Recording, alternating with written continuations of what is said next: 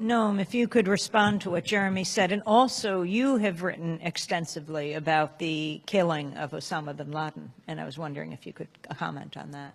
That I've written plenty of unpopular articles, and one of the most unpopular had to do with the murder, not killing, of Osama bin Laden. Osama bin Laden was a suspect. There are principles, believe it or not, that are not only in the Constitution, but that go back to 800 years, to Magna Carta, the foundations of Anglo-American law. They put it in narrow terms, but the general principle, including Jeremy's quite correct expansion of it to people other than our own citizens, is that a person can't be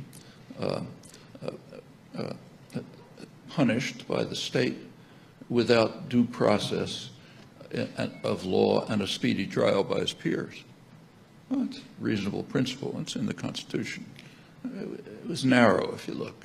So in the Constitution, it naturally didn't apply to Native Americans. It didn't apply to blacks. It dubiously applied to women, who at the time were considered property, not people. But over the years, it's been expanded, and unless it gets to the point where that Jeremy was talking about, where it's just human beings, we can't call ourselves a civilized society. Anyway, those are the principles. Osama bin Laden was a suspect. In fact, personally, I don't have any doubt that he was responsible, but my personal opinion is nothing that stands up in a court of law. You have to have evidence, you have to have a trial, a serious trial, and it was pretty clear that the U.S. government didn't want that. He was captured, apprehended by the most skilled masters of war, to use the Somali warlords' expression, that exist in the world, 80 of them, I think. He was defenseless. The first story that came out was that they had to shoot him because his wife lunged at the SEALs. And what could they do? They had to kill everybody.